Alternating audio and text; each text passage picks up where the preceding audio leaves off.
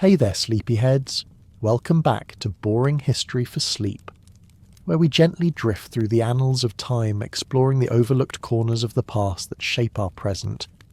Tonight we're embarking on a journey that touches on one of the most fundamental human needs, yet one that was profoundly, even brutally reshaped by the largest conflict the world has ever known, World War II. We're going to step into the boots of the soldiers, the millions of individuals who found the simple act of eating transformed into a daily struggle, a logistical marvel and often a stark reminder of their humanity amidst the inhumanity of war. If you genuinely find peace and insight in what we do here, a quiet subscribe and a thoughtful like are always appreciated, and it's always a gentle connection to know who's joining us in this historical drift. Feel free to share your location in the comments. So dim the lights, perhaps turn on a fan for that soft background hum, and let's ease into tonight's journey together, exploring the unglamorous yet utterly vital story of what WWII soldiers ate. Imagine, if you will, being somewhere where the very air around you seems to conspire against comfort, where every breath feels heavy with the scent of damp soil, distant smoke, and an underlying metallic tang that whispers of danger. You're a soldier in World War II, and the simple act of eating is rarely simple. Forget dining tables or even a proper shelter. You frequently consume your meals outdoors, utterly exposed to the relentless elements. Perhaps a driving rain lashes down, turning your thin uniform into a second clingy skin and blurring the edges of the landscape. Or perhaps a biting snow whips across your face, instantly chilling any exposed skin, making your fingers stiff and clumsy around the tin of rations. Maybe you're in the thick clinging mud of a trench where every step is a sucking sound, and every surface is coated in a greasy, inescapable brown.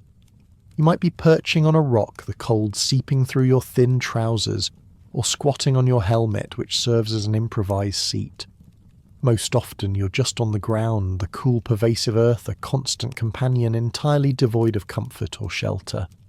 The pervasive moisture, the biting cold, or the oppressive heat are not just atmospheric conditions. They are active participants in your meal, chilling your food, soaking your crackers, or turning your chocolate into a sticky, unappetizing mess.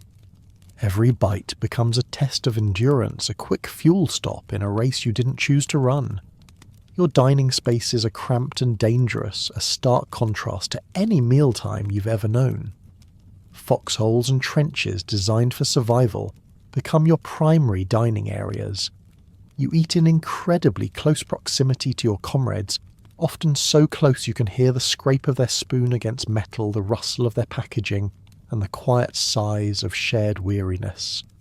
The air thick with the smells of unwashed bodies, stale tobacco, and an underlying stench that you'd rather not identify as a constant companion. And if that weren't enough, rats often scuttle nearby, bold and unafraid, drawn by the scraps or simply the warmth of human presence, their tiny darting shadows a constant reminder of the grim reality of your surroundings. The ever-present threat of artillery fire or sniper rounds ensures that there's no respite, no sense of privacy during these mealtimes.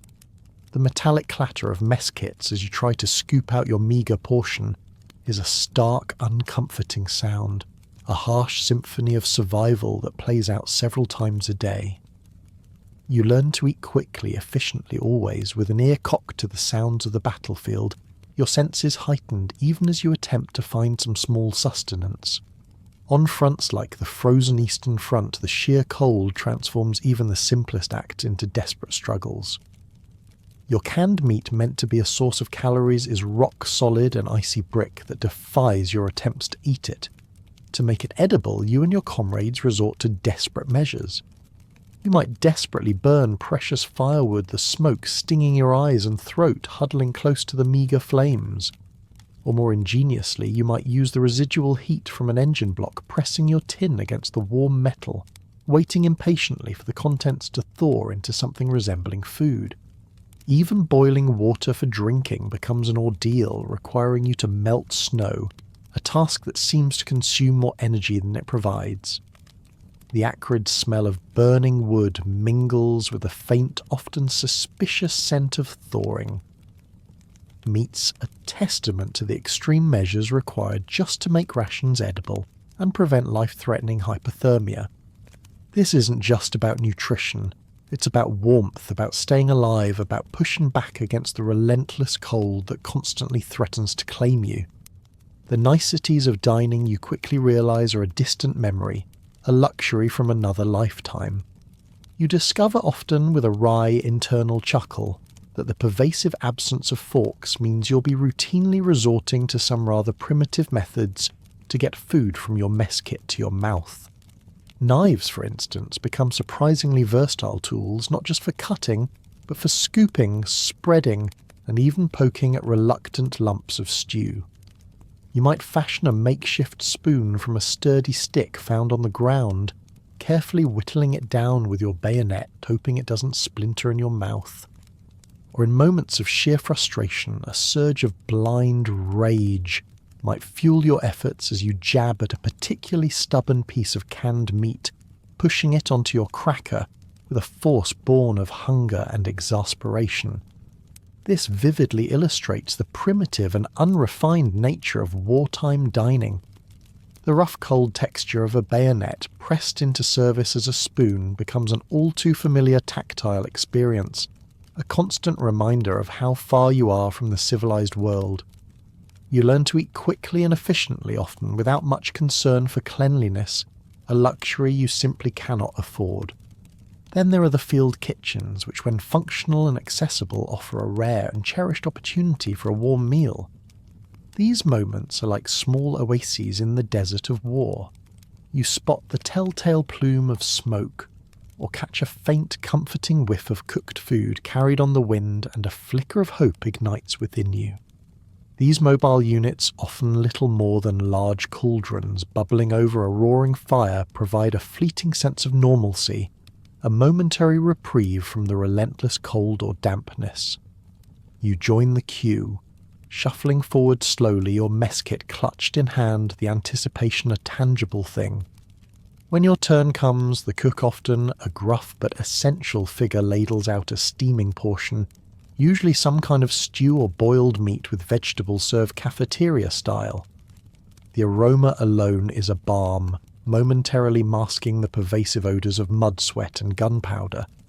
You might find a spot to sit, perhaps on an overturned crate or a patch of slightly drier ground, and for a few precious minutes you can focus solely on the warmth and the simple taste of something prepared, something that isn't cold dry or straight from a tin. It's not gourmet, certainly, but it's warm, and it's a tiny slice of human kindness amidst the chaos. Yet nature itself often conspires against your efforts to simply eat and survive. The local environment dictates the quality and even the very existence of your rations. Imagine being stationed in the tropical jungles, where the oppressive humidity feels like a suffocating blanket. Here, high humidity rapidly turns rice, a staple in many rations, into mouldy goo, rendering it inedible and often hazardous.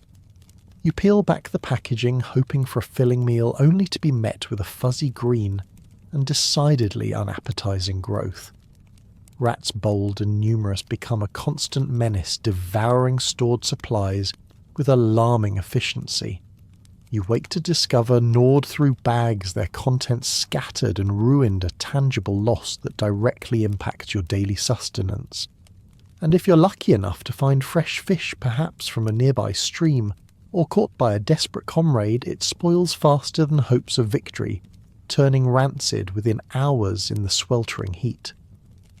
This environmental assault directly impacts your immediate living conditions and health, often leaving you with little to nothing. The jungle doesn't just provide cover for the enemy, it actively works to undermine your very survival, making the simple act of eating a constant battle against decay and depletion, leaving you with a persistent, subtle ache in your stomach that never truly disappears. Beyond the immediate struggle for edible food, another pervasive challenge defines your daily existence: the scarcity of basic hygiene. Imagine going weeks, sometimes even months, without access to proper sanitation facilities. The concept of a warm shower, a clean latrine, or even a simple wash basin becomes a luxurious fantasy, a memory from a world that feels light years away. You learn to live with a constant layer of grime, a mixture of dirt, sweat, and the inescapable dust or mud of the environment. Personal cleanliness, a fundamental aspect of modern life, transforms into an impossible luxury. Your skin feels perpetually gritty, your hair matted, and the scent of unwashed bodies, though you become somewhat desensitized to it, is a constant companion. The stark reality is underscored by even the smallest details, the single precious sheet of toilet paper that might be included in a K-ration packet. You guard it like gold, a stark testament to the desperate lack of even the most basic amenities. This isn't just an inconvenience, it's a constant low-level assault on your dignity and health, with the ever-present threat of disease looming over you. You quickly understand that this isn't just about feeling uncomfortable, it's about survival. The lack of hygiene directly contributes to the spread of disease, turning minor cuts into festering sores and making the common cold a serious threat. You learn to live with a certain level of discomfort to push past the constant itching and the subtle, unpleasant odours. The simple act of brushing your teeth might involve a twig and some grit if you're lucky, or just a swish of precious water. Washing your hands before eating is often out of the question, leading to a silent resignation that whatever microbes are clinging to your fingers will simply become part of your meal. This pervasive unsanitary condition affects not just your physical well-being but your mental state too. The inability to feel truly clean, to shed the layers of grime and the weight of the battlefield, subtly wears down your morale. It's another small way the war strips away your humanity, reducing you to a primal struggle for existence, where cleanliness is sacrificed at the altar of survival, leaving you with a persistent, almost animalistic awareness of your own body's needs and its immediate environment. The tools you might use for grooming are few and far between. A rusty razor, if you even possess one, might see action once a week, often with cold water and no shaving cream, leading to nicks and scrapes that quickly become irritated in the harsh environment. Your uniform, once crisp and new, quickly becomes stained, torn, and saturated with the memory of past battles and countless days without a proper wash. You might try to beat the dust out of it, or rinse it in a muddy puddle if the opportunity arises, but true cleanliness remains elusive. The feeling of fresh, clean clothes is another luxury you dream of, along with hot food and a soft bed. This constant state of grubbiness, while unifying in its universality among soldiers, also contributes to a feeling of being constantly on edge, a low hum of discomfort that underscores every moment of your waking life. You learn to suppress the urge for cleanliness, to prioritize immediate threats over the lingering feeling of dirt, making do with the bare minimum in a world where survival is the only true priority. Now let's turn our attention to the specific provisions that sustained, or perhaps merely kept alive, the American soldier. For many, the K-ration was the iconic, if unloved, symbol of sustenance. Picture this, a compact calorie pack cardboard box designed with military precision for breakfast, lunch and dinner. It might sound efficient, a marvel of wartime engineering, but for the soldiers who consumed them day in and day out, these boxes were universally described as a culinary disappointment. You tear open the box, a slight sense of dread mingling with your hunger, because you already know what awaits you. The contents are often dry, strangely square, and imbued with the taste that many would grimly joke could only be described as tasting like war. It wasn't designed for pleasure, you understand. It was engineered for technical nutrition, for efficient calorie delivery stripped of any actual enjoyment or even comfort. The visual of a small brick perfectly captured their unappetizing form, solid, unyielding, and utterly devoid of culinary appeal. You'd hold this small brick, sometimes weighing it in your hand, contemplating the next few hours of sustenance, or perhaps simply the next few moments of chewing. The packaging itself, though robust, added to the impersonal nature of the meal. There was no fresh produce, no home-cooked aroma, just a utilitarian assembly of components, meant to keep you going, not to delight your palate. The psychological impact of such monotonous, unappetizing food is not to be underestimated. It wasn't just about physical hunger, it was about the lack of any small pleasure, any comforting taste that might connect you to home or to a time before the war. Every bite, every dry cracker, every square of processed cheese served as a stark reminder of your current reality, a world where the aesthetics of food had been utterly sacrificed for practicality and military necessity. You learned to eat out of necessity, not desire, swallowing down the blandness with a grim resolve knowing that every calorie counted. The K-ration represented a triumph of logistics and scientific nutritional planning, but it was a failure in the realm of human enjoyment and psychological comfort. The scientists and strategists back home aimed to provide soldiers with enough energy to fight enough sustenance to survive, and in that they succeeded. But they overlooked the profound human need for food to be more than just fuel, for it to be a source of pleasure, a break in the monotony, a moment of small joy. The K-ration in its square, dry, and often peculiar manifestations offered none of that. It was a functional object, not a meal. And so you'd often find yourself looking at the contents, sighing quietly, and steeling yourself for another round of what felt less like eating and more like mandatory culinary duty. The small brick might not have been literally heavy, but the weight of its unrelenting blandness, its pervasive sense of disappointment certainly was. It clung to your senses long after the meagre meal was consumed, a phantom taste of processed practicality. Let's dissect, if you can stomach the thought, the typical contents of a K-ration breakfast. You rip open the cardboard box, the flap stiff and unyielding, revealing the items meticulously packed inside. First, and perhaps most infamously, is a small can labelled ham and eggs. You open it with a small foldable P38 can opener, a ubiquitous tool that becomes an extension of your hand. The contents within, however, taste of neither ham nor eggs in any recognisable sense. It's a processed gelatinous mass, often a greyish pink with a texture that defies easy description. It's designed to provide protein and calories, but its flavour profile is utterly devoid of appeal, leaving a peculiar, slightly metallic aftertaste that lingers. You eat it not because you want to, but because you must, pushing past the texture and the odd flavour with the grim determination of someone simply trying to fuel their body. Accompanying this culinary enigma are rock-hard crackers. These aren't your light flaky tea biscuits. Oh no! These crackers enough to truly test the resilience of your molars sometimes feel more like small edible paving stones than anything meant for consumption.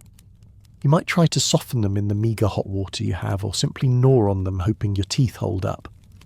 They provide much-needed carbohydrates, but their dryness can feel like it's actively absorbing any moisture from your mouth, leaving you reaching for your canteen almost immediately. The sensation of chewing these crackers is a unique blend of effort and blandness, a testament to their robust construction and minimal flavour. They are built for endurance, much like yourself, and they demand a similar level of fortitude to consume. To wash it all down, there's instant coffee. Not the artisanal brew you might imagine, but a strong bitter concoction that serves primarily as a caffeine delivery system. You mix it with hot water if you're lucky enough to have it, or cold if not grimacing at the unadulterated taste. It's raw, unrefined, and cuts through the lingering taste of the ham and eggs with a jolt of necessary bitterness. Then powdered lemonade, a sugary, often artificial-tasting drink meant to provide some vitamin C, and a fleeting burst of sweetness. It's a stark contrast to the rest of the meal, a momentary attempt at something vaguely pleasant, though often falling short of genuinely refreshing. You stir the powder into your water, watching it dissolve into a cloudy yellowish liquid, hoping it offers more than just a chemical tang. Rounding out this austere breakfast are a couple of sticks of gum, often chewing gum, offering a brief distraction, and a momentary sense of cleanliness for your mouth, and crucially, 4 cigarettes. The cigarettes highlight the stark reality of the daily start for many soldiers, a small immediate indulgence, a momentary stress reliever almost as essential as the food itself for psychological coping. You learn to appreciate these small additions not for their inherent value, but for the brief respite they offer from the relentless monotony and discomfort. The breakfast K-ration in its entirety is a carefully curated package of calories and minimal comforts, a stark portrayal of the daily beginning for countless soldiers, where sustenance outweighs any shred of joy. If the K-ration was a culinary disappointment, the D-ration ventured into an entirely different realm, that of edible punishment. This wasn't just unappetizing. It was intentionally designed to be so, a deliberate psychological barrier to consumption. Picture a chocolate-like bar, but divest yourself of any pleasant associations with confectionery. This bar was engineered not to melt even in the most scorching temperatures, making it a logistical marvel. It was also designed to last theoretically forever, a testament to its formidable preservative qualities. But its most memorable characteristic, the one etched into the minds of those who encountered it, was its taste, absolute despair. You bite into it, or rather you try to and immediately understand why. This D-ration bar was dense enough that you might half joke it could stop a bullet, though you'd probably rather not test that theory with your teeth. Its consistency was more akin to hardened concrete, or a compressed block of sawdust than anything remotely palatable. The primary intention behind making it so unappetizing was crucial. It was meant to be eaten only when a soldier was truly starving, when all other options had been exhausted, when the gnawing ache of hunger outweighed even the profound distaste for this block. This was a strategic choice by military planners, a way to prevent soldiers from impulsively devouring their emergency rations and ensuring they would save them for genuine survival situations. It was a clever, if brutal, form of resource management, forcing a soldier's willpower to overcome their basic instincts. Biting into it often led to dental emergencies. You would struggle to break off a piece, perhaps even using a knife or a rock to chip away at its formidable structure. The effort alone was exhausting. Once you finally managed a bite, the texture in your mouth was incredibly dry and chalky, absorbing all moisture, leaving a bitter taste that lingered like a bad memory. It wasn't sweet in any comforting way, but rather a dense, slightly artificial sweetness, mixed with an overwhelming bitterness that permeated your palate. This wasn't a treat. It was a last resort, a desperate measure against the very real threat of starvation. The feeling of consuming it was one of grim necessity, a primal act of survival, devoid of any pleasure, leaving you with a profound sense of emptiness, even as your stomach received its much-needed calories. The D-ration served its purpose as an emergency sustenance tool, providing a concentrated burst of calories, often around 600 per bar when nothing else was available. But it etched itself into the collective memory of soldiers as a symbol of the war's harsh realities, a reminder that even chocolate, a universal comfort, could be transformed into something utterly unappealing, a last-ditch effort to stave off the ultimate hunger. You'd hope never to have to rely on it, but the knowledge that it was there, a bulletproof block of despair, offered a strange, unsettling form of reassurance in the face of absolute scarcity. Its enduring legacy is a testament to the extremes to which wartime conditions pushed both human ingenuity and human endurance, forcing you to consume what your body needed regardless of what your mind or taste buds truly desired. Stepping away from the individual horrors of the K and D rations, let's explore the rare and cherished relief offered by field kitchens.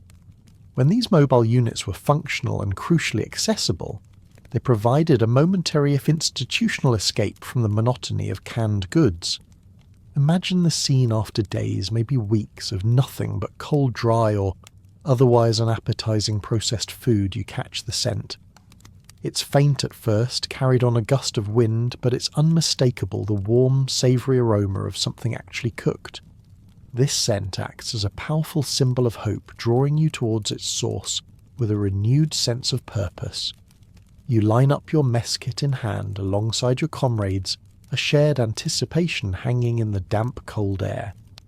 The offerings from these field kitchens, while certainly not gourmet, were warm and most importantly semi-recognisable. In the European theatre, a common sight might be creamed chipped beef on toast, affectionately or perhaps sarcastically known as SOS, or stuff on a shingle. You'd receive a scoop of creamy, salty minced beef, often rehydrated, slathered over a piece of toast or hardtack. It might not sound appealing by today's standards, but the warmth and the familiar if humble taste provided a powerful psychological lift. It was a fleeting connection to something akin to a proper meal, a momentary respite from the endless cycle of tins and packets. The very act of eating something hot cooked by another human, even in these rudimentary conditions, offered a profound sense of comfort and care, a signal that someone somewhere was still trying to provide. In the Pacific, the menu adapted to the local environment and available supplies. Here you might find rice often boiled into a soft, starchy consistency, with hot dog fragments swimming in a thin, savoury broth. Again, not haute cuisine, but the warmth and the consistency of the rice provided much-needed calories and a sense of solidity in a world constantly shifting under the weight of war. The broth, often seasoned, simply offered a welcome burst of flavour compared to the blandness of individual rations.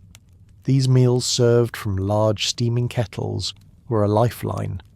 They nourished the body, yes, but they also nourished the spirit. The simple act of sitting down, even on the ground, with a warm meal surrounded by your comrades, created a brief but vital sense of community and normalcy. The aroma of these meals was, as mentioned, a powerful symbol of hope. It cut through the pervasive odours of the battlefield, the damp soil, the cordite, the sweat and the fear. For a few moments your senses were engaged by something comforting, something that promised energy and a brief escape. It was a reminder that despite the chaos and destruction, there was still an effort to provide basic human needs, a testament to the immense logistical efforts behind the lines. These field kitchen offerings, though simple, were often the most memorable and longed-for meals for many soldiers, not just for their taste, but for the profound sense of physical and emotional warmth they provided in an otherwise cold and unforgiving world. You savoured every spoonful, knowing how precious and fleeting such a moment could be, a small anchor against the tide of grim reality. Amidst the array of field kitchen offerings, one beverage ascended to a near-mythical status: coffee. Brewed in industrial quantities, strong and often bitter coffee from the field kitchen was sacred. You understood almost instinctively its profound importance. It wasn't just a drink. It was morale in liquid form, a vital elixir that powered the day and cut through the pervasive damp and mud. Whether consumed scalding hot to warm your frozen fingers, or cold, when no heating source was available, black and unadorned, or if you were incredibly lucky with a bit of powdered milk, its robust aroma was a constant comforting presence. Its primary function, as soldiers would readily tell you, was to keep you awake, alert, and in their own words, angry, a necessary emotional state for continued combat. Imagine the dawn breaking over a muddy landscape, the air thick with the chill of morning. You've had a restless night, perhaps punctuated by the sounds of distant shelling, or the cold seeping through your thin blanket. But then you catch the whiff of coffee. It's a signal, a promise of a new, albeit challenging day. You line up your tin mug clutched tightly, waiting for a ladleful of the dark, steaming liquid. The warmth seeps into your hands, then into your core, a physical comfort that helps to banish the lingering cold and stiffness. The first sip is always strong, often bitter, but it's a jolt, a surge of caffeine that helps to clear the fog from your mind and sharpen your senses. It's not about gourmet taste. It's about the raw, invigorating power of the brew. The ritual of coffee extended beyond just the field kitchen. In quieter moments, if you could scrounge some instant coffee and had access to a bit of heat, you'd brew it in your mess tin, the small flame flickering under the metal. These were moments of shared camaraderie, a silent understanding passing between comrades as you sipped the bitter liquid. It was a punctuation mark in the endless narrative of war, a brief pause to regroup and gather your thoughts. The robust aroma cut through this pervasive dampness and the smell of mud that seemed to cling to everything, offering a brief, almost nostalgic escape to a simpler time, a time when coffee was just coffee, not a lifeline. It was a small luxury, but one whose importance could not be overstated, bridging the gap between sheer exhaustion and the demanding realities of the day. And when powdered milk was available, it was a prized commodity. A small spoonful dissolving slowly in the dark liquid transformed the bitterness into a slightly smoother, creamier experience, a small step closer to the coffee you might have enjoyed back home. But even without it, the coffee was essential. It was the constant, the reliable, the one thing you could count on to provide a kick to keep you going when your body screamed for rest. It was a testament to the power of a simple drink to bolster morale, to provide comfort, and to act as a silent yet potent weapon against the relentless weariness and psychological toll of combat. You learn to cherish every cup, understanding its profound and multifaceted role in your daily survival. With the official rations often falling short in terms of variety and palatability, a fascinating and utterly essential microeconomic system emerged within the ranks of the swap economy. You quickly learn that your personal stash of K-ration components holds varying degrees of value not in official currency, but in the desperate desire for something different, something to break the relentless monotony. Troops frequently engaged in a brisk informal trade operating much like prison traders, bartering their surplus or least favourite items for something more desirable. This wasn't just about obtaining food, it was about reclaiming a tiny sliver of agency and choice in a world where choice was almost non-existent. Imagine you have a surplus of cigarettes from your K-ration, but a desperate craving for something sweet. You'd approach a comrade who perhaps had a spare chocolate bar, even a small plain one. A quiet negotiation would ensue, a delicate dance of supply and demand played out in hushed tones between foxholes or during a brief lull in combat. Cigarettes, often a prized commodity for their stress-relieving properties, became a form of currency traded for precious chocolate, which offered a brief, powerful illusion of home and peace amidst the harsh realities of combat. That familiar sweetness, a stark contrast to the metallic tins and dry crackers, was worth a significant premium. The exchange wasn't limited to sweets and smokes. You might find yourself with an abundance of processed cheese, a dense waxy block that you've grown tired of.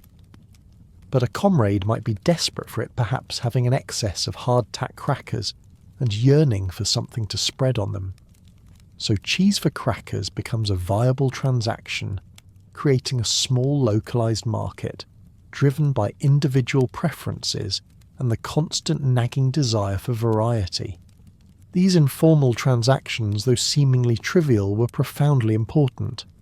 They provided a psychological boost, a momentary feeling of control over your own diet, and fostered a sense of community and interdependence among the soldiers. You learned who had what, who preferred what, and who you could trust for a fair trade. This informal microeconomic system was a direct response to the limitations of military supply. While official logistics aimed for uniformity, the swap economy introduced an element of personalization, allowing soldiers to tailor their meagre diets, however slightly, to their own tastes. It was a testament to human ingenuity and resilience in the face of deprivation, transforming individual rations into a pool of communal resources that could be subtly reallocated. You might not have had much, but what you had could be leveraged to gain something you wanted more, even if it was just a different type of processed goo. This desperate desire for variety, for a fleeting moment of choice in a world of rigid commands, fueled this intricate network of exchanges, making the trade of a cigarette for a chocolate bar a far more significant event than it might seem on the surface. In the harsh reality of wartime sustenance, where culinary disappointment was the norm, the occasional discovery of a real Hershey bar provided a genuine, almost miraculous emotional comfort. Imagine the moment amidst the dry utilitarian contents of your K-ration, or perhaps acquired through a lucky swap you stumble upon a familiar brown-wrapped bar. It's not the emergency D-ration, but a proper unadulterated Hershey bar. This wasn't merely food, it was a potent symbol offering a brief powerful illusion of a home and peace amidst the unrelenting brutality of combat. Its familiar sweetness was a stark, almost shocking contrast to the metallic tins, the chalky crackers, and the general blandness that permeated your daily diet. You hold it in your hand, perhaps just for a moment before carefully unwrapping it. The distinctive crackle of the paper, the rich familiar aroma of chocolate wafting up to greet you. These sensations are profoundly transportive. For a fleeting instant, you're not in a muddy foxhole or a cold trench or a humid jungle. You're for all intents and purposes back home. You might recall a childhood treat, a trip to the store, a moment of simple joy with family or friends. The taste when it finally hits your tongue is pure, unadulterated sweetness, a burst of flavour that feels utterly luxurious. It's a sensory experience that temporarily overrides the pervasive discomfort, the constant anxiety and the ever-present threat of danger. This rare comfort was more than just a caloric intake. It was a psychological lifeline. It reminded you of a world beyond the war, a world of normalcy, warmth, and uncomplicated pleasures. It offered a glimpse, however brief, into the life you had before and the life you hoped to return to. Sharing such a treat, if you were so inclined and generous, became an act of profound camaraderie, deepening the bonds with your comrades. A single square of real chocolate offered and accepted could convey more unspoken understanding and support than 1,000 words. It was a shared moment of humanity, a small quiet rebellion against the dehumanizing forces of war. The emotional weight of these rare comforts cannot be overstated. They were small anchors in a storm of chaos, tangible connections to cherished memories and future hopes. The Hershey bar, simple as it was, became a powerful antidote to the psychological toll of combat, a momentary reprieve that allowed your mind and spirit to recharge, however slightly. You learned to appreciate these small miracles, these unexpected bursts of sweetness, with an intensity that civilians could never truly comprehend. For in a world stripped bare of comfort, a real Hershey bar was not just chocolate. It was a promise, a memory, and a taste of fleeting peace you savoured for as long as possible. Now let's shift our gaze across the battle lines and delve into the experience of the German soldier, a narrative that starkly illustrates the arc of the war itself through the lens of sustenance. At the war's outset, Wehrmacht soldiers enjoyed what in hindsight could only be described as luxurious provisions. You as a German soldier in the early days might have felt a sense of pride and well-being, a reflection of the initial strength and efficiency of the Third Reich's war machine. The rations were relatively abundant and crucially flavourful, a far cry from the bland utilitarian fare experienced by your American counterparts. This early quality was not just about feeding the troops, it was a source of morale, a tangible sign of a powerful, organised nation supporting its fighting men.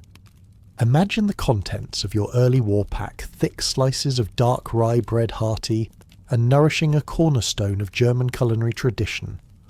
Alongside it, generous portions of sausages, Mettwurst and Leberwurst, packed with protein and flavour, providing a comforting, familiar taste. You'd also find butter cheese and canned meats that were genuinely appetising, not mysterious gelatinous concoctions. Marmalade, a sweet spread for your bread, offered a touch of domestic comfort, and a coffee substitute, while not true coffee, was a warm, stimulating drink. The aspiration was for 3 hot meals daily, a testament to the early confidence and logistical capability of the German war effort. These early provisions were designed to maintain both the physical strength and the high morale of the troops. The familiar tastes, the perceived quality, and the sheer abundance contributed significantly to a sense of well-being and confidence. You felt well fed, sustained by a diet that was robust and culturally recognisable. This contrasted sharply with the later experiences of other armies and indeed with your own future. The initial focus on quality and quantity underscored a strategic understanding that a well-fed soldier was a more effective and more willing combatant. You could almost feel the power of the nation behind each meal, a silent promise of superiority and sustained effort. The early war rations were a subtle form of propaganda too, demonstrating the strength of the new German state to its soldiers. There was a sense of order and provision that spoke of efficiency and careful planning, reinforcing the idea of a formidable and capable military force. You weren't just eating, you were consuming a reflection of national might. For a time, the German soldiers' experience of food was one of relative comfort and satisfaction, a stark contrast to the grueling realities that would soon envelop the Eastern Front and the later stages of the war.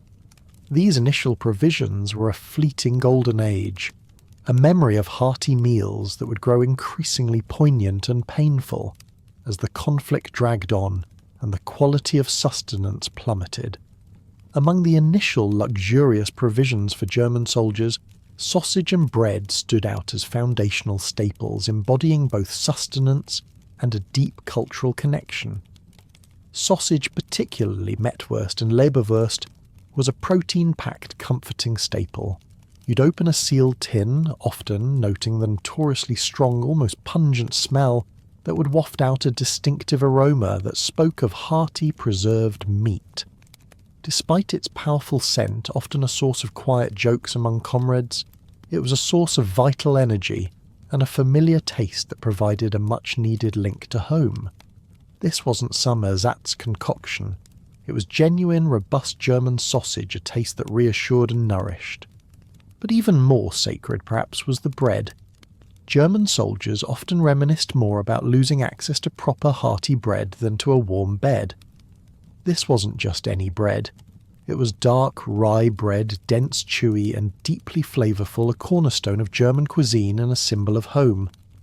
It was designed to fill you up, to stick to your ribs, providing sustained energy for the rigours of combat. The act of eating a thick slice of this bread, perhaps spread with butter or topped with sausage, was more than just a meal. It was a deeply ingrained cultural ritual, a comforting taste of tradition.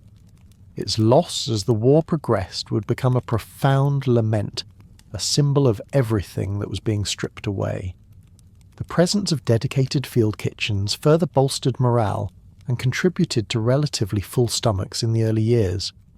These mobile units, exemplifying initial German efficiency and a sense of order, consistently churned out steaming pots of stews rich with vegetables and often generous portions of boiled meats. You'd line up the comforting aroma filling the air and receive a hearty serving of dumplings or boiled potatoes alongside your meat.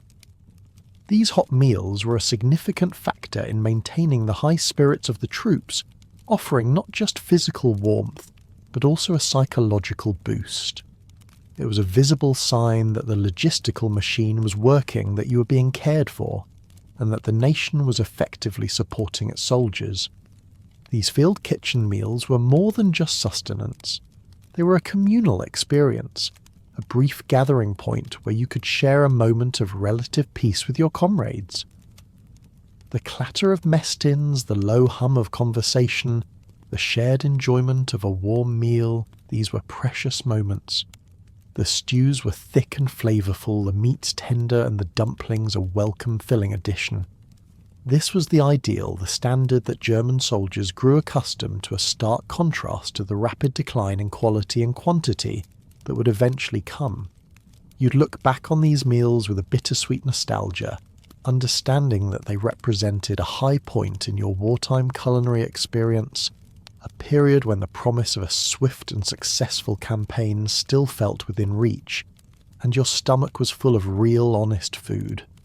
However, the initial luxury of German provisions was not to last. As the war dragged on, particularly after the brutal winter of 1941-42 on the Eastern Front, the tide began to turn, and with it the quality of German rations plummeted into what became known as Ersatz, a grim euphemism for imitation foods. By 1942, the stark reality of a strained war economy and overextended supply lines began to manifest directly in your mess kit. You'd open your rations and immediately notice the difference. The robust, flavourful provisions of the early war were replaced by increasingly desperate substitutions signalling a profound culinary downfall that mirrored the strategic struggles on the battlefield. The coffee, once a somewhat palatable substitute, now devolved into a miserable concoction made from roasted acorns and chicory. You'd prepare it perhaps hoping for a familiar warmth, but the smell alone would often tell the story. It smelled many soldiers grimly noted like despair, a bitter, acrid odour that bore little resemblance to true coffee. The taste was equally disappointing, a watery, earthy bitterness that did little to invigorate and much to remind you of the growing deprivation. This wasn't just a downgrade, it was a constant sensory reminder of declining fortunes, a daily sip of the war's increasing harshness. Even the sacred bread, once a dense, hearty staple, suffered a dramatic decline. It began to be filled with sawdust straw flour and various other fillers, transforming its texture and taste. You chew on it, noticing the strange, gritty consistency, the lack of true flavour, and the unsettling awareness that you were consuming something that was barely food. It was still called bread, but it bore only a passing resemblance to the rich rye loaves of peacetime. This was a direct consequence of severe grain shortages and the desperate need to stretch resources, even if it meant compromising the most fundamental element of a soldier's diet. Then there was the margarine replacing the once plentiful butter. This ersatz bread was tasteless, oily and chalky, offering little in the way of flavour or satisfaction. It melted strangely, left a greasy residue, and failed to provide the comforting richness that butter once did. You'd spread it on your sawdust-filled bread, a grim combination that offered minimal enjoyment. And finally, the mystery canned meats. Gone were the recognisable sausages. In their place were unidentifiable, often stringy mixtures that left you wondering exactly what you were consuming. This wasn't just bad food. It was a constant low-level assault on your senses and your morale, a daily reminder that the war was turning against you. The decline in German rations extended even to the once sacred sausages, marking a profound culinary downfall. By 1942, the hearty Mettwurst and Leberwurst began to appear diluted, incorporating horse meat and turnip filler. You'd open a tin, and the difference in texture and aroma would be immediately noticeable. The familiar rich taste was replaced by something blander, tougher, and noticeably less satisfying. Sometimes up to 40% of the contents were plant material, transforming what was once a robust protein source into a composite of fillers. Soldiers often described the taste as damp newspaper, a vivid and unappetizing comparison that perfectly captured its new diminished quality. The texture was noticeably gritty and unpleasant, a constant reminder that you were no longer eating the food of a conquering army, but of one struggling for survival. These ersatz rations severely lacked both nutrients and calories, critically undermining the ability of troops to sustain themselves, particularly on the brutal Eastern Front. In the sub-zero conditions where every calorie burned was essential for maintaining body heat and energy, this nutritional deficiency became a matter of life and death. You'd feel a pervasive feeling of weakness, a constant fatigue that lingered even after rest. Widespread starvation became an agonizing reality, leading to a host of sicknesses and further depleting the fighting strength of the Wehrmacht. Your body, already pushed to its limits by combat and extreme weather, was now being starved, turning every march, every skirmish into an even greater ordeal. The consequence was a desperate scramble for anything real. Soldiers resorted to extreme measures to find sustenance. You might try boiling shoe leather, not for taste, which was universally terrible, but for its minimal organic matter, hoping to extract some minuscule amount of nourishment from it. Bartering with local populations, often wary and equally deprived, became a dangerous necessity, trading precious military items for meagre food.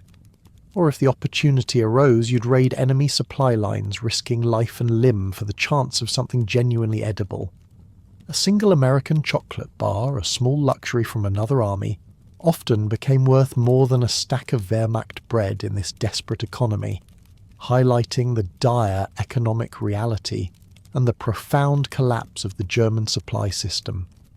This dramatic shift from early abundance to desperate scarcity was not just a logistical failure, it was a psychological blow. It eroded morale, fostered resentment, and further illuminated the growing desperation of the German war effort. The food you ate became a daily report card on the state of the war, and by 1942 that report was grim. You were fighting not only against the enemy, but against constant gnawing hunger, against the weakness in your own limbs, and against the demoralizing taste of despair that accompanied every meal. The taste of damp newspaper lingered, a bitter symbol of a once proud army slowly being consumed by its own overreach. Crossing another major front, we now turn our attention to the Soviet Red Army, where sustenance was often characterized by sheer willpower and the ubiquitous presence of cabbage. The Red Army's approach to rations was by necessity simple and basic, prioritizing filling stomachs with whatever was available and practical to transport in a vast war-torn landscape. You would quickly become accustomed to a diet centered around coarse black bread, copious cabbage, soup, buckwheat, porridge kasha, a few boiled potatoes, perhaps some dried fish if you were lucky, and unsweetened tea. Meat in any substantial form was a rare, often salty luxury, a fleeting treat rather than a regular part of your diet. At the heart of the Soviet soldier's diet was black bread, coarse, dense, and made from whatever grain was available. This wasn't just food, it was a sacred staple strictly rationed, a small piece typically lasting only 2 bites, if you didn't try to save it by licking it slowly like a sad war lollipop. This vivid description perfectly encapsulates the dual nature of the bread. It was both fundamental sustenance and a stark symbol of deprivation. You would hold your meagre ration, knowing that this small chunk of dense dark bread was your primary source of energy, and you'd learn to make it last, savouring each crumb, each chew, extracting every possible calorie and morsel of satisfaction from it. Its earthy, slightly sour taste became intimately familiar, a constant companion in your struggle. And then there was cabbage, the ubiquitous hero of the Soviet diet. Cabbage featured in every conceivable form: soup, stew, stuffed, shredded, fermented. You would joke about smelling it in your sleep, dreaming of becoming turnips just to escape its pervasive presence. The watery, earthy taste, while providing much-needed bulk and some vitamins, became monotonous, a constant backdrop to your meals. Yet despite the jokes and the pervasive sense of culinary fatigue, cabbage was essential. It was abundant, relatively easy to grow and preserve, and filled stomachs when other more desirable foods were scarce. It was the workhorse of the Red Army's diet, a humble but vital component that kept millions of soldiers moving, even if it left them craving anything else. The focus on these basic high-volume foods reflected the Soviet Union's immense logistical challenges and its emphasis on sheer endurance. Unlike the American attempt at compact calorie-dense rations or the early German focus on more varied meals, the Red Army prioritized quantity and availability of basic foodstuffs.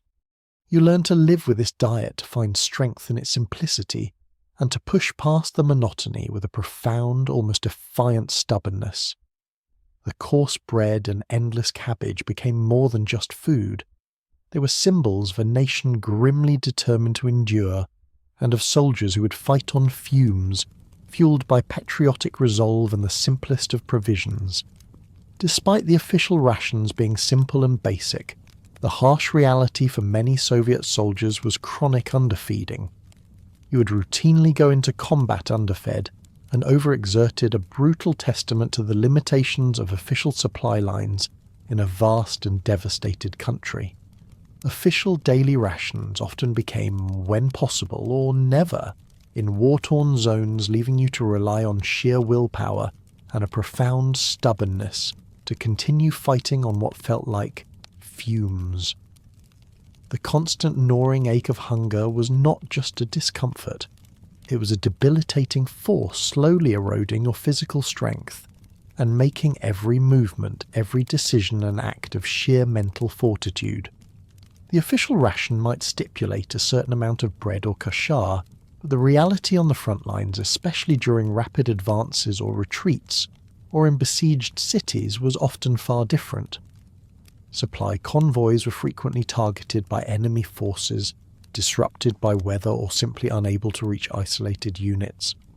You would learn to manage your meagre portions with an almost obsessive care, making a single piece of black bread last an entire day, or diluting your kashar with as much water as possible, just to make it seem more substantial. The psychological toll of this constant hunger was immense, a pervasive background noise to the sounds of battle, making it harder to concentrate, to move quickly, and to recover from the exhaustion of combat. When official supplies inevitably failed, soldiers like you resorted to creative foraging, a desperate daily struggle for sustenance. You would scour the devastated landscapes for anything remotely edible. Berries, if you could find them, were a rare and welcome treat, providing a burst of flavour and a fleeting sense of natural sweetness. Tree bark, particularly from certain types of trees, might be stripped and boiled to extract what little organic matter it contained, a testament to the extremes of your hunger. You'd boil grass, dandelions and flower bulbs, attempting to turn the inedible into something that might sustain life, even if it tasted like damp earth and left your stomach unsettled. The act of foraging was dangerous, often exposing you to enemy fire or treacherous terrain. But it was a necessity, a primal instinct for survival, kicking in when the military system could not provide. Stories abound of soldiers resorting to even more desperate measures. You might hear of comrades roasting shoe leather not for its taste, which was universally terrible, but for its minimal organic matter, a desperate attempt to gain any calories. This wasn't just about making do, it was about pushing the boundaries of human endurance and resourcefulness. The sheer will to survive, the profound stubbornness that characterized many Soviet soldiers, allowed them to continue fighting on what to any outside observer would seem like an impossibly low caloric intake. This chronic underfeeding wasn't just a physical challenge. It was a profound psychological battle, forcing you to draw on reserves of strength you didn't know you possessed, fueled by something beyond mere food.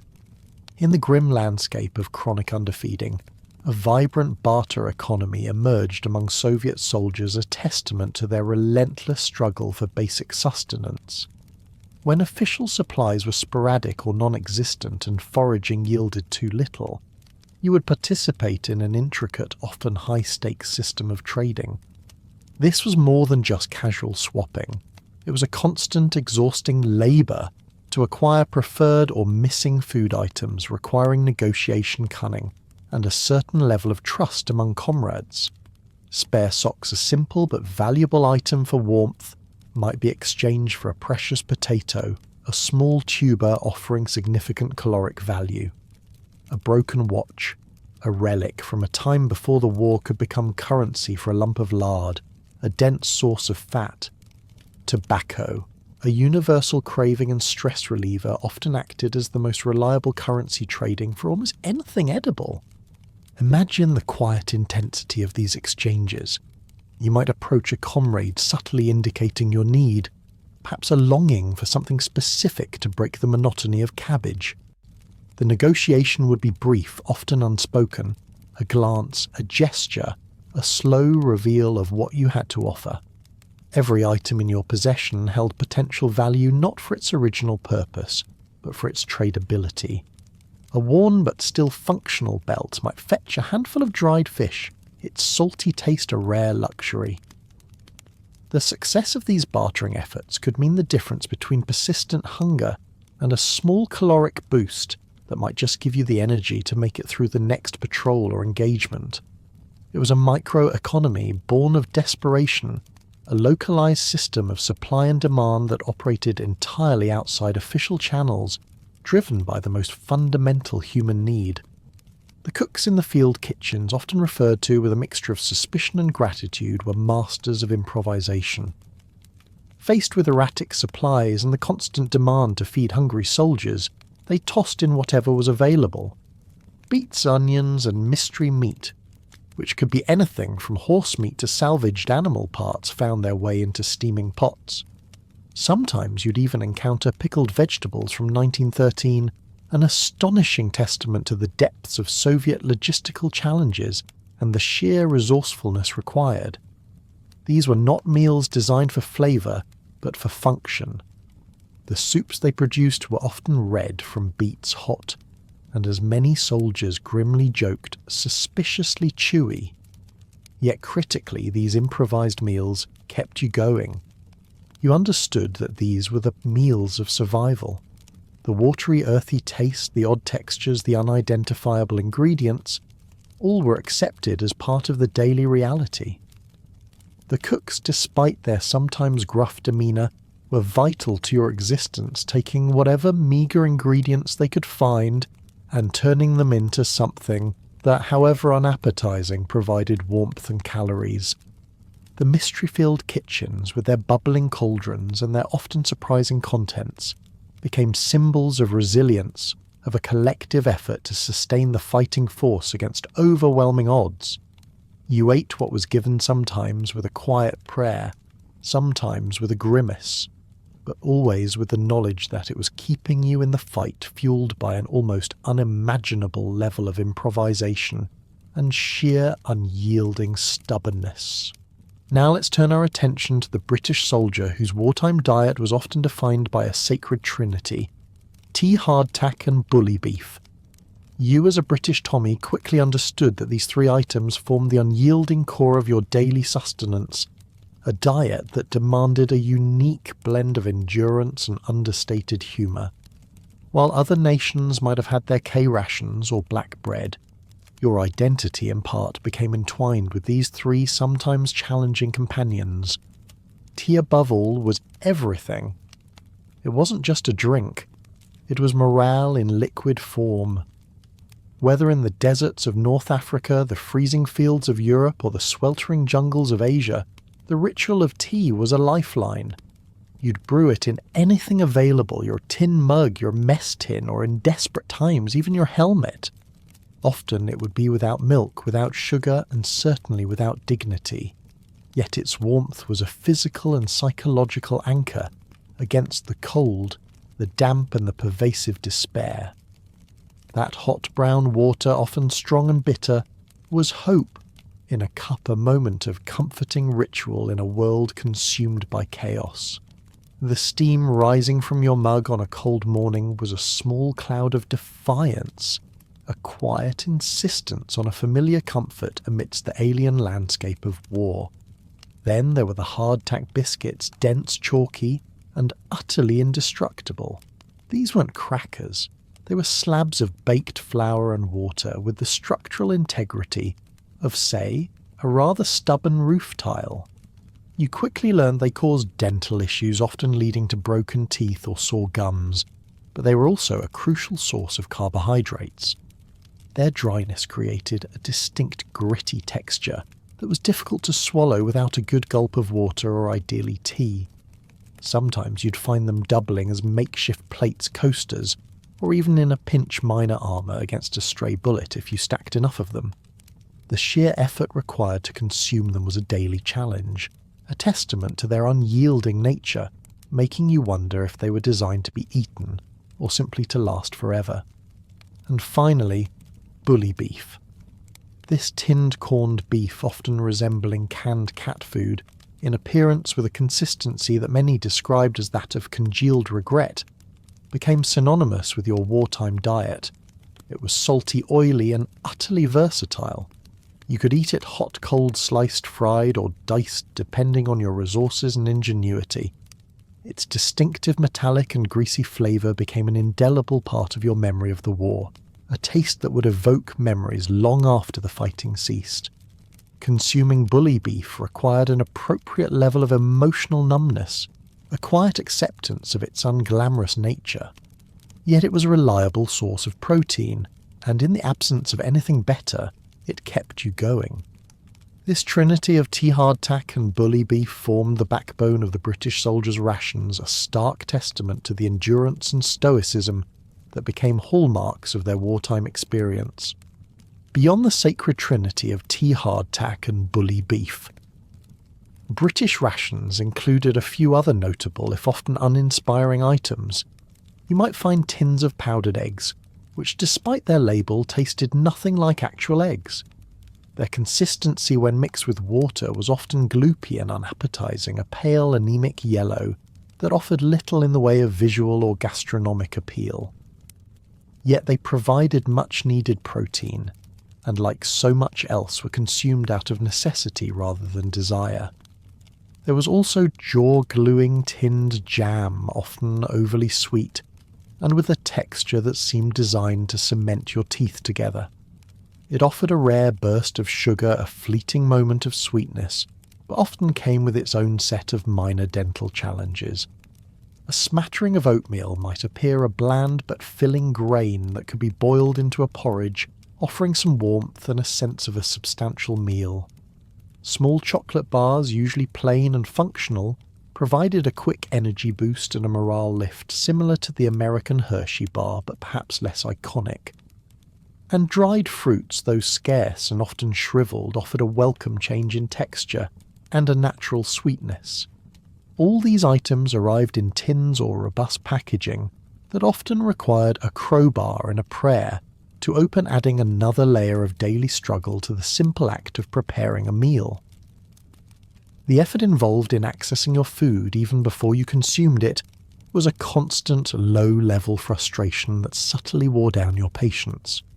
Fighting across continents meant that your rations grew weirder, colder, and often squishier the further you were from the logistical hubs of London.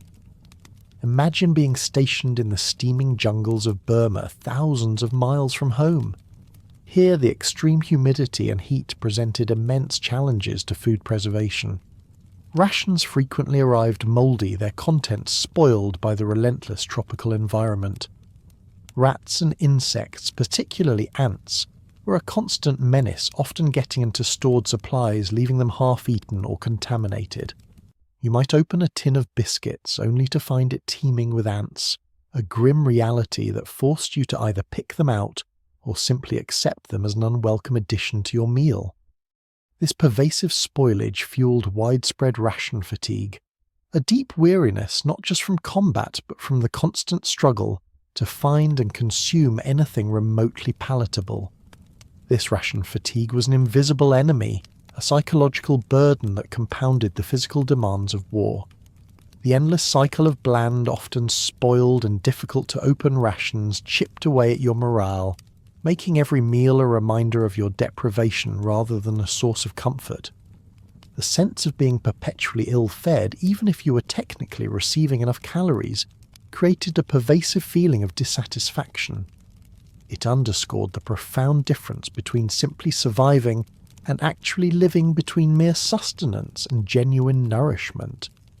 The British soldier, famed for his stoicism and resilience, nevertheless felt the heavy weight of these culinary challenges, relying on a unique blend of endurance and, as we'll see, a healthy dose of sarcasm to get through each day. Despite the challenges of their rations, British soldiers often exhibited a remarkable culinary ingenuity infused with their characteristic understated humour.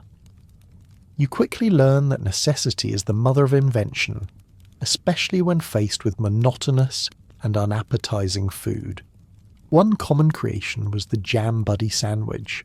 This involved taking the hardtack biscuits, those notoriously tough slabs, and softening them slightly, perhaps by dipping them in tea or water, before spreading a generous layer of the jaw-gluing tinned jam on them.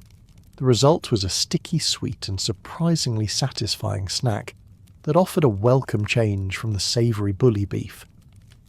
It was a simple act, but it transformed two unappealing components into something genuinely palatable, a small victory in the daily battle against blandness.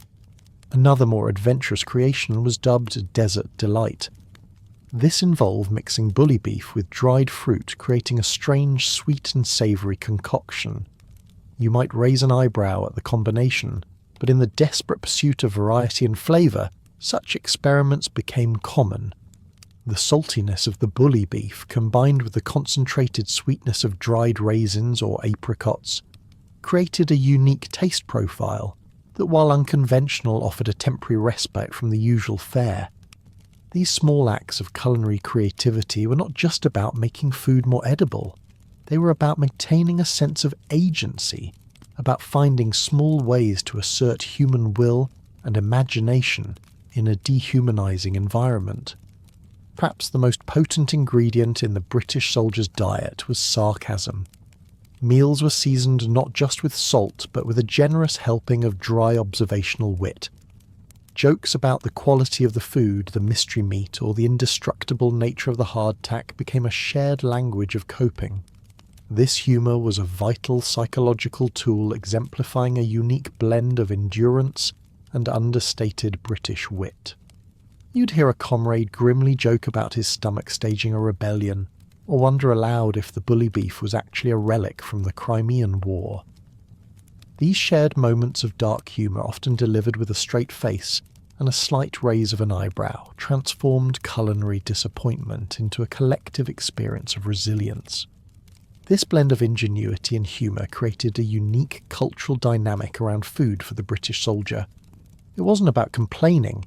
It was about acknowledging the absurdity and difficulty of their situation, then finding a way to laugh, or at least smirk in the face of it. The ability to find humour in hardship, to transform bland rations into delights with a bit of jam or a sarcastic comment, spoke volumes about their enduring spirit. You learned that sometimes the best way to get through a particularly unappetizing meal was with a shared glance, a knowing nod, and a quiet, mordant joke. These small acts of defiance, both culinary and comedic, reinforced the bonds between comrades and helped maintain a crucial sense of identity and morale amidst the relentless challenges of the war. Now let's turn to the experience of the Japanese soldier, a narrative deeply intertwined with endurance, jungle survival, and a profound, often tragic cultural expectation of self-denial. Standard Japanese field rations, while compact and culturally familiar, were utterly insufficient for the combat demands in harsh environments. You would typically receive a meagre portion of white rice, sometimes mixed with barley, a few dried fish, pickled plums, umeboshi and soy sauce concentrate, along with some hard candies. This might sound like a simple traditional Japanese diet, but in the context of relentless jungle warfare and highly mobile operations, it provided woefully inadequate calories and nutrition. A crucial aspect of the Japanese soldiers' experience was their cultural indoctrination. Imperial Japanese army soldiers were trained from a young age to view hardship, hunger and self-denial as noble and glorious. This wasn't merely a suggestion. It was a deeply ingrained ethos that transformed perpetual starvation into a performative act of duty and honour. You were expected to endure, to suffer in silence, and to continue fighting even when your body screamed for sustenance. This cultural discipline instilled a terrifying capacity for suffering, an almost superhuman ability to push past the limits of physical endurance. Hunger was not a sign of weakness. It was a path to glory, a demonstration of your unwavering commitment to the emperor and the nation. However, even the most profound cultural discipline could not overcome the destructive power of the jungle environment. In humid theatres like New Guinea and Guadalcanal, the very air seemed to conspire against your survival. High humidity rapidly turned precious white rice into mouldy goo, rendering it inedible. You'd peel back the packaging, hoping for your meagre portion, only to be met with a fuzzy green and often foul-smelling mass. Rats abundant and brazen ravaged stored supplies, gnawing through bags and devouring whatever they could find. And any attempt at fresh fish or other perishable items spoiled quickly in the oppressive heat, turning rancid within hours. The pervasive smell of rot and decay was a constant companion, a grim reminder of nature's relentless assault on your limited provisions. These environmental challenges directly undermined the already insufficient official rations, forcing soldiers into an even more desperate struggle for survival. The jungle wasn't just a battlefield against the enemy. It was an active, hostile ecosystem constantly working against your ability to sustain yourself. Every day was a race against decay, against pests, and against the sheer power of the elements. You quickly learned that relying solely on official rations was a path to starvation, and so the grim dance of foraging and desperate measures began, fueled by an almost spiritual belief in endurance. The cultural expectation of self-denial while providing mental fortitude often masked the true horror of widespread starvation caused by these compounding factors. The Japanese military's logistical capabilities were frankly a disaster, particularly as the war progressed. You would often find yourself in units that were cut off for weeks, sometimes months, with barely a handful of rice to split among dozens of men. Supply lines, already stretched thin across vast island chains, were bombed, blockaded by Allied naval forces, or simply overwhelmed by the sheer scale of the conflict and the unforgiving Pacific environment. This meant that the official, already insufficient rations often never reached the frontline troops, leading to widespread, agonizing starvation that claimed far more Japanese lives than actual combat. In the face of these catastrophic logistical failures, desperate foraging became a harrowing necessity in a truly hostile environment. The jungle, while seemingly abundant with life, was for you a leafy green death trap, where edible resources were scarce and often dangerous to acquire. You would scour the undergrowth for boiled roots, often bitter or fibrous, hoping they contained some small amount of sustenance. Wild fruits, if you could identify them as non-poisonous, were a rare and treasured find. Frogs and jungle fowl, if you were lucky enough to catch them, provided a precious source of protein. But more often you were reduced to eating tree bark, rotting palm stems, or drinking water flavoured with desperation. Any puddle or damp spot, no matter how murky, became a potential source of hydration. Stories from the Pacific Front recount extreme measures taken for sustenance, pushing the boundaries of human survival and dignity. You might hear of or even participate in soldiers boiling the same handful of rice 3 times each time, extracting every last shred of sustenance from the starchy water. The first boiling produced something akin to thin porridge, the second a cloudy liquid, and the third barely more than flavoured water, but every drop counted. Others spoke of fermenting meagre leftovers into jungle glue, a starchy half-dead porridge, a desperate attempt to create something filling from almost nothing. These acts weren't just about resourcefulness. They were about a primal, desperate fight against the inevitable and almost ritualistic effort to stave off the slow, agonizing descent into starvation. This profound suffering highlighted a stark and often tragic paradox. While calories were catastrophically low and physical suffering immense morale, often stemmed from sheer cultural discipline and mental fortitude rather than what passed for a meal. You were culturally conditioned to endure, and that conditioning allowed units to maintain an almost terrifying capacity for endurance even when their bodies were failing. The weight of honour and duty instilled from a young age could for a time override the basic biological imperative of hunger. However, this mental fortitude could only carry you so far. The combination of logistical collapse, a hostile environment, and a diet of almost nothing led to unimaginable suffering, a grim testament to the destructive power of war on the most fundamental human level. Beyond the individual struggle to simply eat, the act of feeding millions of soldiers imposed an immense logistical nightmare on all combatant nations. You quickly realize that your daily meal, however meagre, is the culmination of immense, continuous effort from vast military organizations. Transporting, storing, and distributing rations across vast and hostile territories, continents, oceans, frozen plains, and steaming jungles was a labour that never ceased. It required an army of its own, a relentless ballet of ships, trains, trucks, and often human porters all working to deliver sustenance to the front lines. This logistical burden was a hidden, unglamorous aspect of the war, but one that consumed vast resources and personnel. For early German soldiers, the burden began even before the official supply lines faltered.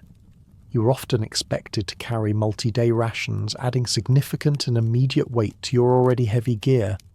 Imagine your pack a rifle, ammunition, grenades, spare clothing, and then several days' worth of food. This personal transport of food was a substantial daily physical labour, making every march longer, every climb harder.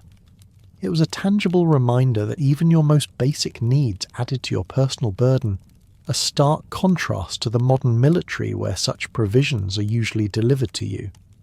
This individual responsibility for carrying rations meant that every ounce counted, and the decision of what to carry and what to leave behind was a constant pressing concern.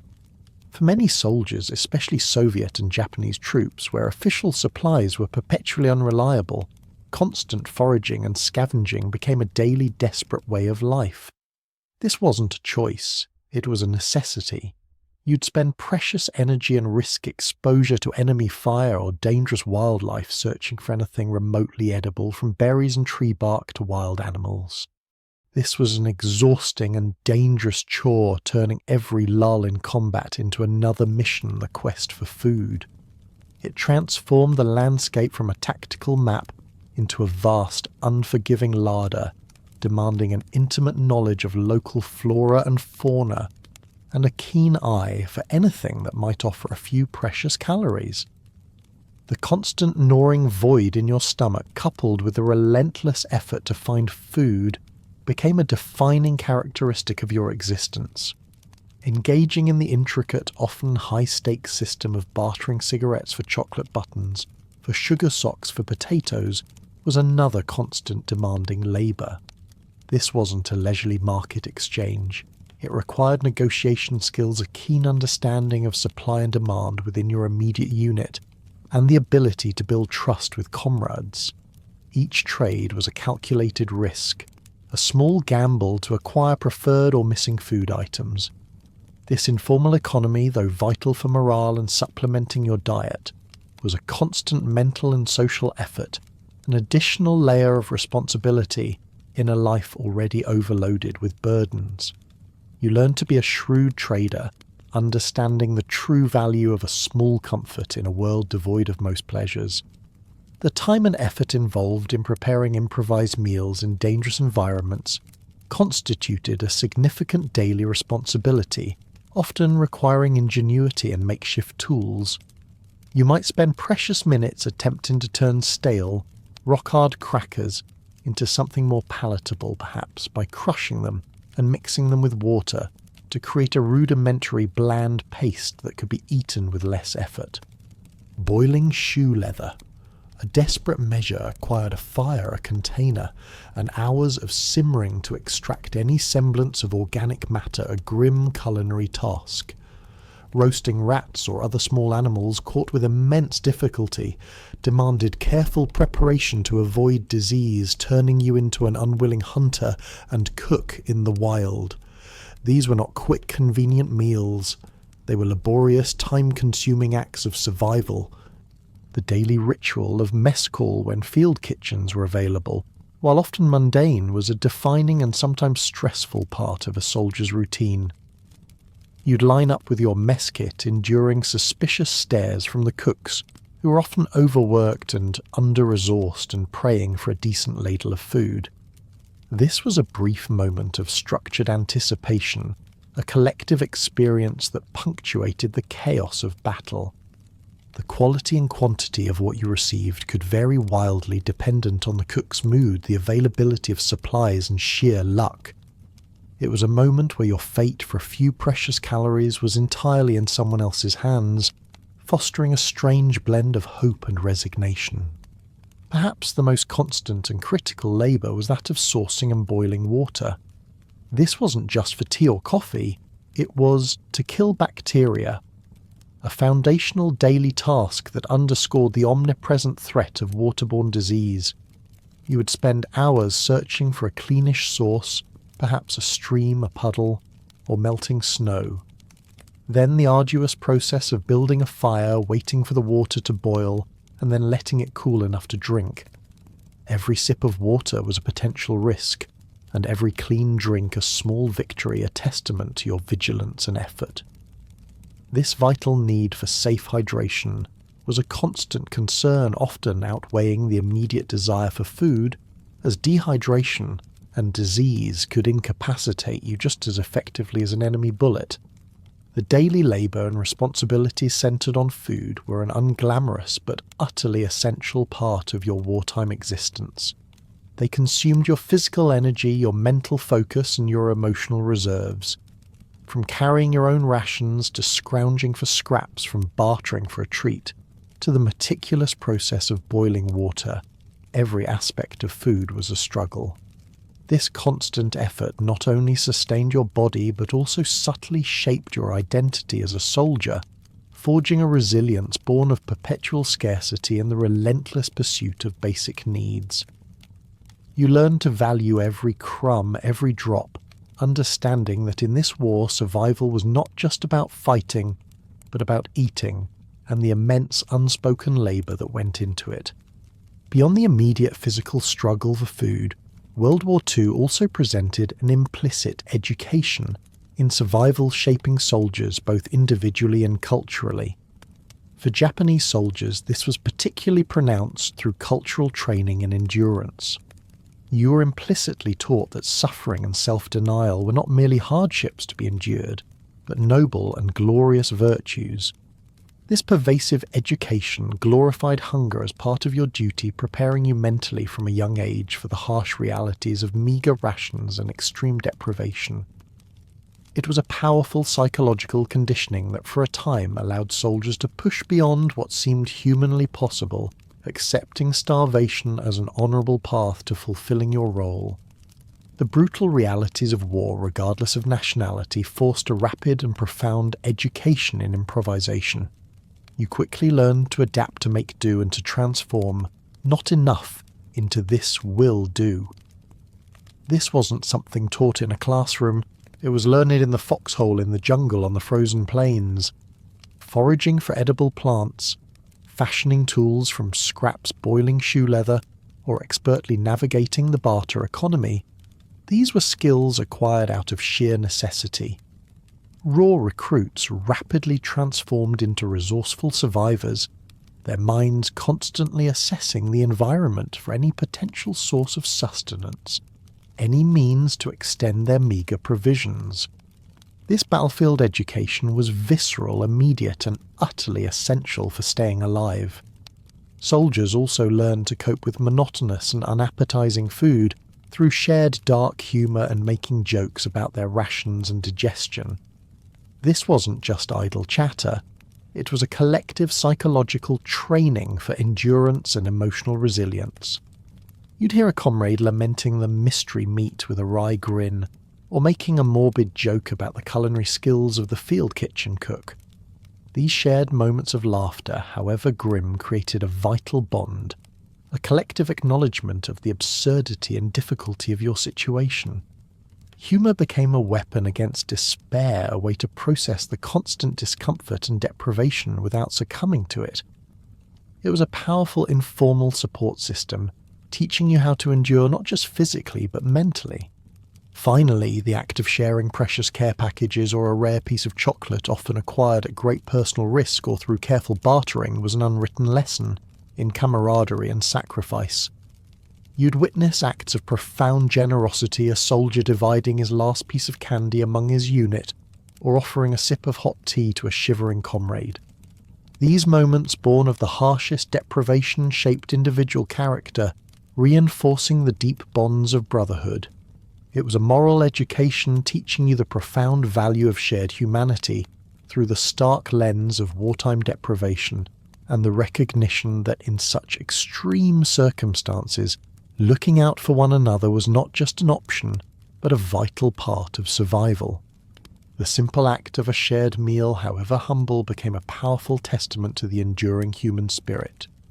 Having explored the intimate struggles of daily sustenance and personal experiences, you now zoom out to the broader foundational realities and overarching structures that inherently shaped and often constrained these wartime culinary conditions. This segment moves from your individual sensory experience of eating to the macro-level conditions that govern the very possibility of a meal, illustrating how vast military hierarchies, economic imperatives, and an unforgiving natural world dictated what you and your fellow Woftu soldiers ate. Imagine for a moment the vast chasm that existed between command and combat, a gap that was perhaps most acutely felt when it came to food.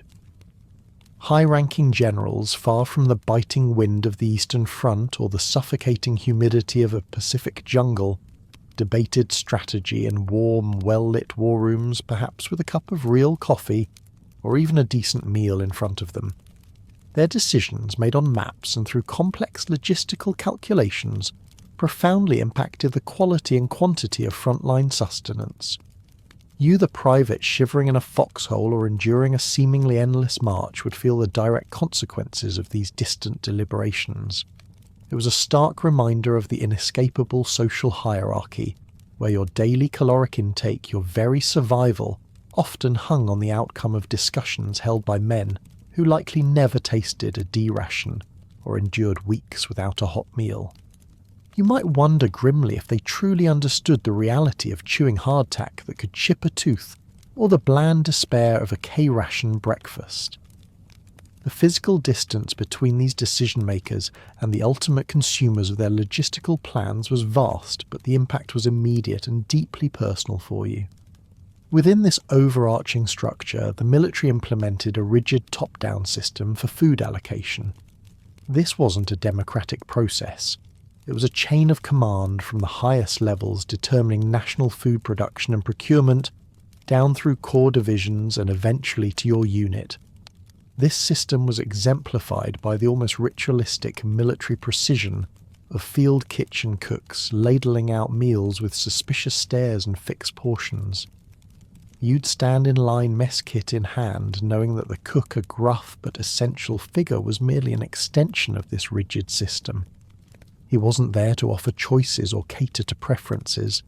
He was there to distribute what had been provided in quantities meticulously calculated to maintain the fighting force. The stern gaze he might give you as he portioned out your meagre meal was a silent yet powerful reminder that your caloric intake was dictated, not chosen. This hierarchical system, while necessary for managing millions of men and vast resources, ultimately determined the fundamental components of your diet. From the type of grain in your bread to the source of your meat, every element was decided far above your pay grade. The efficiency of this system, or its lamentable failures, directly translated into your personal experience of hunger or temporary satiation. You learn to navigate this system, to understand its unspoken rules, and to recognize that your individual needs were subsumed by the larger impersonal machinery of war. The decision to engineer a K-ration in a certain way, or to procure food from a specific region, wasn't about your comfort. It was about strategic necessity, about fueling the larger war effort, often at the direct expense of your palate and your personal well-being. This top-down control meant that while you fought on the ground, your very fuel came from decisions made high above, distant and seemingly indifferent to the taste of despair. Despite the rigid top-down food distribution system, there was often a significant disparity between the theoretical official rations planned by military command and the often meagre reality of what you as a soldier received on remote or collapsed fronts.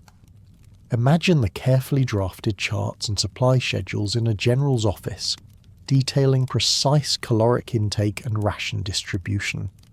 Now contrast that with your reality, a unit cut off by enemy lines, or a supply truck bogged down in impassable mud, or a convoy sunk by a submarine. This gap between policy and reality underscored systemic failures in delivering promised food, often leading to agonizing deprivation on the front lines. The official reports might claim you were receiving adequate sustenance, but your rumbling stomach and persistent weakness told a different, more truthful story. You quickly learned that what was written on paper, however meticulously, rarely translated perfectly to the chaos of the battlefield. Within the ranks, an informal hierarchy of access and influence subtly emerged, particularly evident in the pervasive barter economy.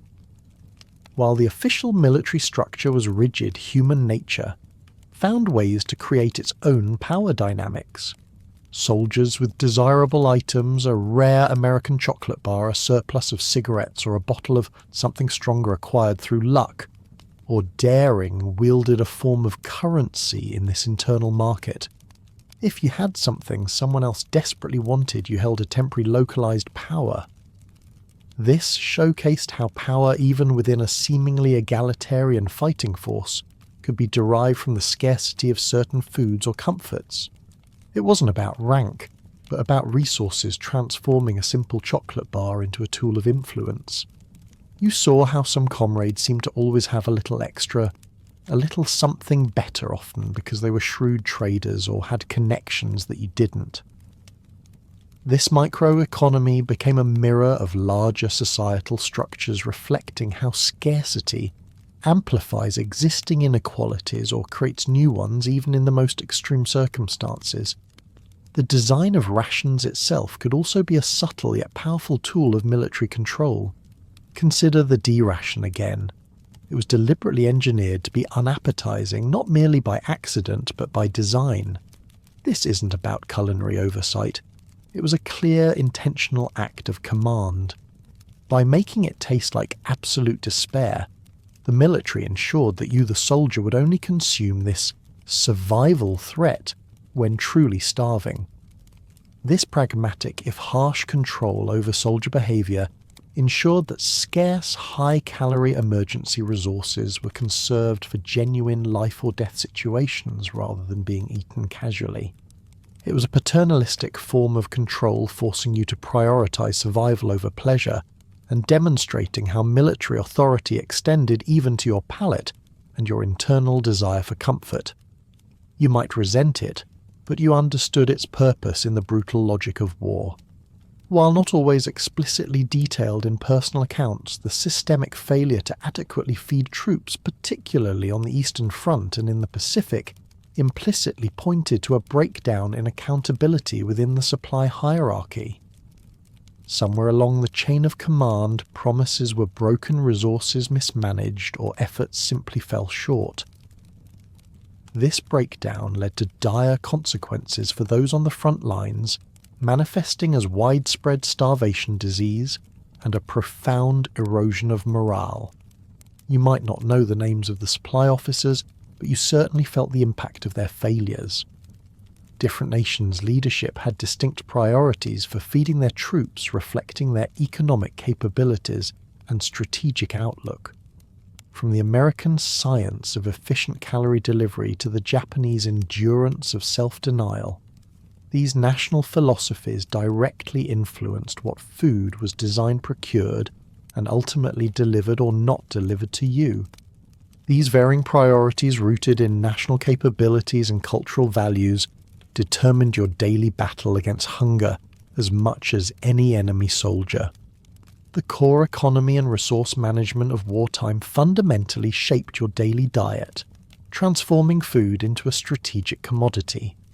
Feeding millions of men across continents was above all a logistical nightmare, demanding immense economic planning and resource allocation. It wasn't merely about moving supplies. It was about preventing mass starvation, widespread dysentery, and the collapse of fighting effectiveness. For you, the soldier, this meant that the availability and quality of your next meal were inextricably linked to the grand economic strategies and material capabilities of your nation, making food a strategic asset as vital as ammunition or tanks. Ration design itself was an economic imperative. Rations had to meet strict criteria. They needed to be portable enough for you to carry, or for rapid transport non-perishable, to survive long journeys and varied climates, cheap to produce in vast quantities, and robust enough not to explode or attract pests. These requirements reflected a cold, hard cost-benefit analysis of wartime food production and distribution across immense distances. Every decision about packaging ingredients and shelf life was driven by economic efficiency and logistical feasibility, not by culinary appeal. You learn to view your food not as nourishment, but as a compact, durable unit of energy, a product of careful utilitarian calculation. Nations adopted widely divergent economic approaches to source and produce food for their troops, mirroring their industrial capacity and strategic philosophies. The Americans, for example, focused on the scientific production of compact, calorie-dense rations, leveraging their robust industrial base to mass-produce items like the K-ration. The Germans, initially relying on traditional hearty meals, saw their supply system collapse under the strain of prolonged war, forcing them to resort to ersatz, imitation foods filled with desperate cheap substitutes. The Soviets, facing immense internal devastation and logistical challenges, prioritized bulk and quantity, leading to a diet centered on coarse bread and endless cabbage. And the Japanese, with their limited industrial base and extended supply lines, largely expected extreme self-sufficiency and an almost spiritual endurance from their soldiers, a strategy that often bordered on neglect. You as a soldier felt the direct impact of these grand economic choices in every bite you took or failed to take. The widespread shift to ersatz in Germany, with rations filled with sawdust, potato starch and horse meat, directly symbolized the collapse of Germany's war economy. You'd taste the desperation in every bite, a grim reminder of a nation struggling for essential food resources as the conflict dragged on. The very composition of your bread and sausage became a daily visceral indicator of your country's economic decline. Pervasive supply line failures, particularly on the Eastern Front, where logistical efforts were likened to a pizza delivery service across a glacier, and in the Pacific, where tropical storms and naval blockades constantly disrupted deliveries, were systemic economic failures. These breakdowns led to widespread food deprivation, forcing you and your comrades into creative, desperate foraging, transforming you from a soldier into a scavenger.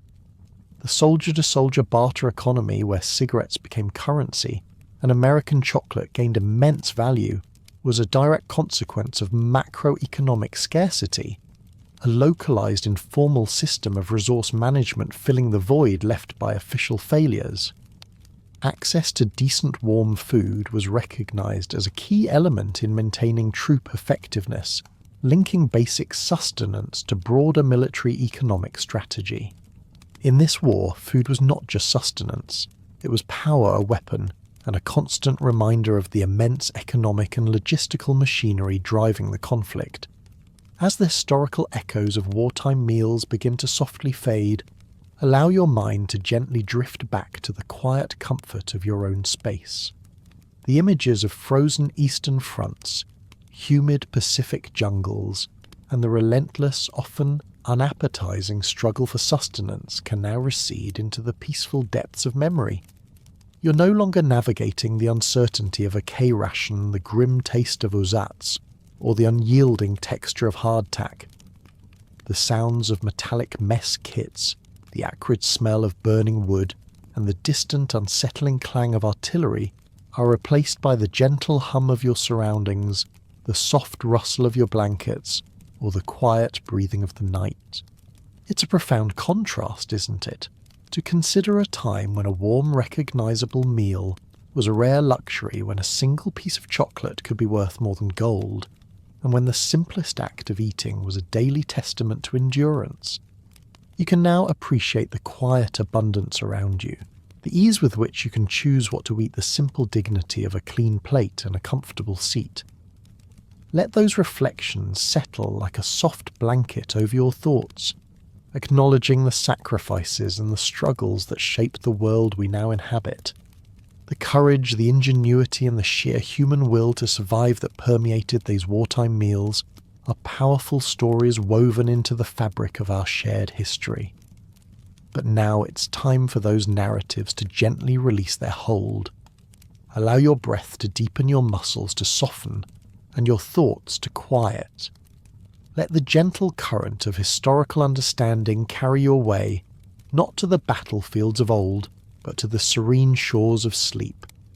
May your dreams be peaceful, unburdened by the tastes of war, and filled with the gentle comforts of your own world. The echoes of history can now be just that soft, distant whispers on the edge of memory guiding you towards a restful night.